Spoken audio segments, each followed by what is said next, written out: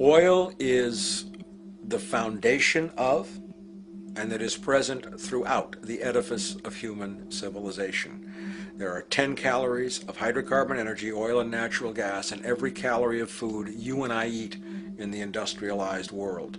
Fertilizers are made from natural gas. Pesticides are made from oil. You drive oil-powered machines to plant, plow, irrigate, harvest, transport, package. You wrap the food in plastic, that's oil. All plastic is oil. There are 7 gallons of oil in every tire. Oil is everywhere. It's ubiquitous, and it's only because of oil that there are 7 billion people, or almost 7 billion people on this planet right now. The arrival of this cheap, easy energy, which is equivalent, by the way, to billions of slaves working around the clock, changed the world in such a radical way over the last century, and the population has gone up 10 times.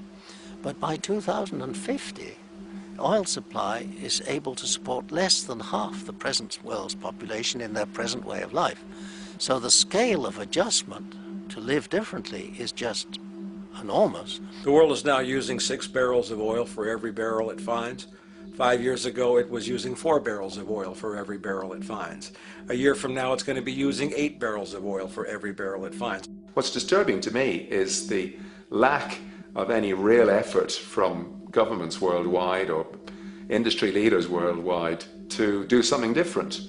I mean, we have these sort of attempts to build more wind power and to maybe do something with tide. We've got attempts to make our cars a little bit more efficient. But there's nothing which really looks like a revolution coming along. These are all pretty minor. And that, I think, is pretty frightening. And the governments who are driven by these economists who don't really appreciate what we're talking about are trying to stimulate consumerism to restore past prosperity in the hope that they can restore the past. They're printing yet more money lacking any collateral at all. So if the economy improves and recovers and growth, the famous growth comes back, it'll only be short-lived, because within a short period of time, counted in months rather than years, it'll hit the supply barrier again. There'll be another price shock and a deeper recession. So I think we go into a series of vicious circles. So you have the economic growth going up, price spike, everything shuts down, that's where we are now. Then it starts to come up again. But what we have now is this area where there's no more ability to produce cheap energy. We're at the peak. We're on the downslope of oil production.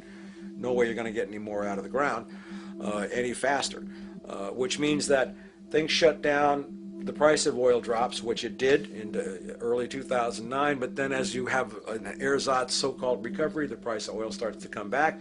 It's recently been hovering around $80 a barrel, and what we see is at $80 a barrel now, with the economic and financial collapse, people are having a hard time affording that. World oil production right now is about 86 million barrels a day. Over 10 years, you're looking at roughly 40 million barrels a day having to be replaced.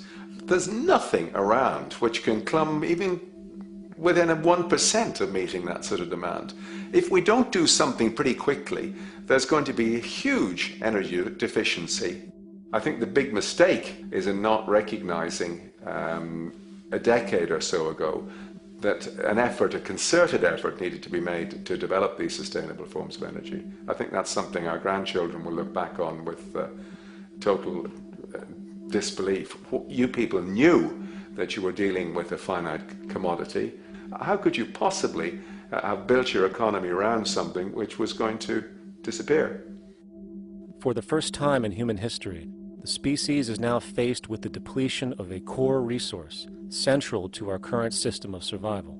And the punchline of the whole thing is that even with oil becoming more and more scarce, the economic system will still blindly push its cancerous growth model, so people can go out and buy more oil-powered cars to generate GDP and jobs, exacerbating the decline. Are there solutions to replace the edifice of the hydrocarbon economy? Of course. But the path needed to accomplish these changes will not manifest through the market system protocols required, since new solutions can only be implemented through the profit mechanism.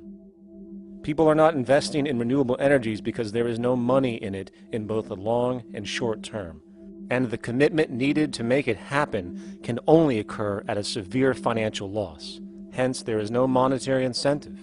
And in this system, if there's no monetary incentive, things do not happen. And on top of it all, peak oil is just one of many surfacing consequences of the environmental social train wreck gaining speed today. Other declines include freshwater, the very fabric of our existence, which is currently showing shortages for 2.8 billion people, and those shortages are on pace to reach 4 billion by 2030. Food production, the destruction of arable cropland, from which 99.7% of all human food comes from today, is occurring up to 40 times faster than it is being replenished. And over the last 40 years, 30% of the arable land has become unproductive. Not to mention that hydrocarbons are the backbone of agriculture today, and as it declines, so will the food supply. As far as resources in general, at our current patterns of consumption, by 2030 we will need 2 planets to continue our rates. Not to mention the continual destruction of life-supporting biodiversity, causing extinction spasms and environmental destabilization across the globe. And with all of these declines, we have the near exponential population growth, where by 2030 there might be over 8 billion people on this planet. Energy production alone would need to increase 44% by 2030 to meet such demand. And again, since money is the only initiator of action, are we to expect that any country on the planet is going to be able to afford the massive changes needed to revolutionize agriculture, water processing, energy production, and the like, when the global debt pyramid scheme is slowly shutting the entire world down? Not to mention the fact that the unemployment you currently see is going to become normality due to the nature of technological unemployment. The jobs are not coming back. And finally, a broad social perspective. From 1970 to 2010, poverty on this planet doubled due to this system. And given our current state, do you honestly think we will see anything less than more doubling, more suffering, and more mass starvation? There is not going to be any recovery. This is not some long depression that we're someday going to pull out of. I think the next phase we're going to see after the next round of economic collapse is massive civil unrest, when employment checks stop being paid because the states have no money left. And when things get so bad that people lose confidence in their elected leaders, they will demand change if we don't kill each other in the process or destroy the environment. I'm just afraid that we might get to the point of no return. And that bothers me no end. We do all we can to avoid that condition.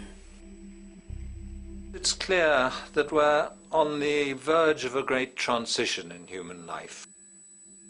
What we face now is this fundamental change of the life we've known over the last century.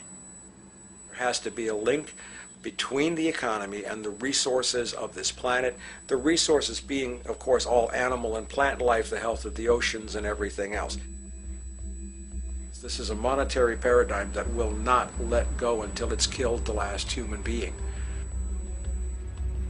The in-group will do all it can to stay in power. And that's what you got to keep in mind. They'll use the Army and Navy and lies or whatever they have to use to keep in power. They're not about to give it up because they don't know of any other system that will perpetuate their kind.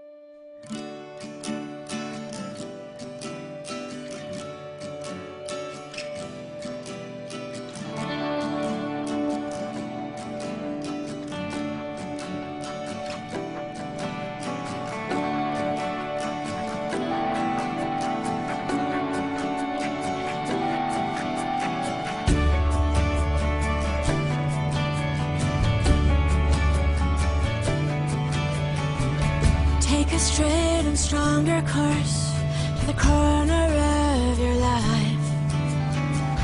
Just remember that the goal is for us all to capture all we want.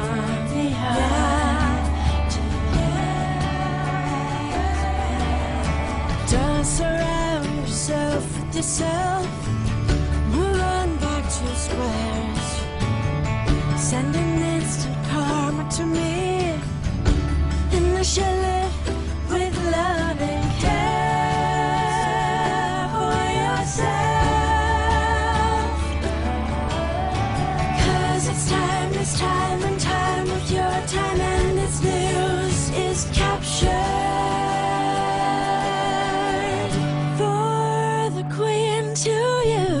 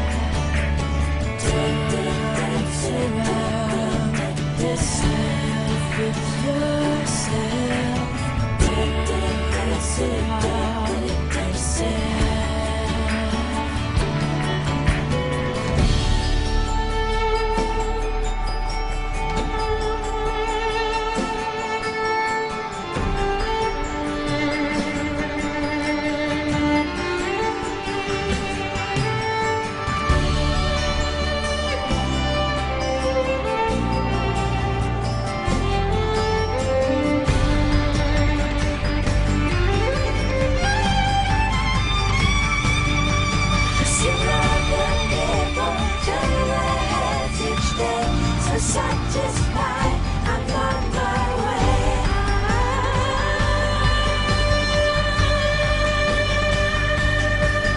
See all the people turn their heads each day. So satisfied, I'm on my way.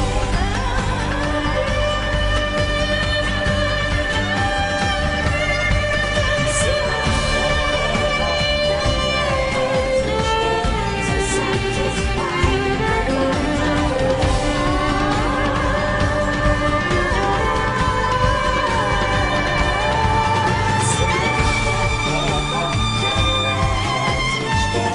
So satisfied.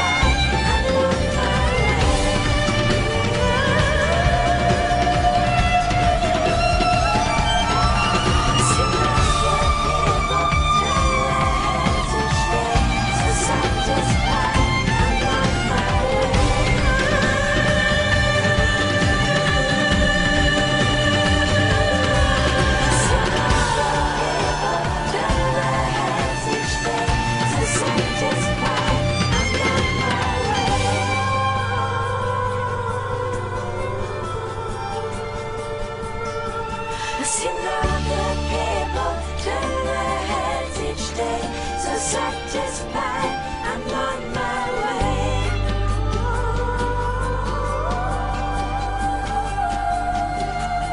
I see no good people turn their heads each day.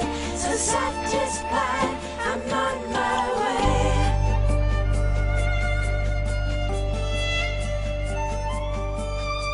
I see no good people turn their heads each day. So satisfied, I'm on my way.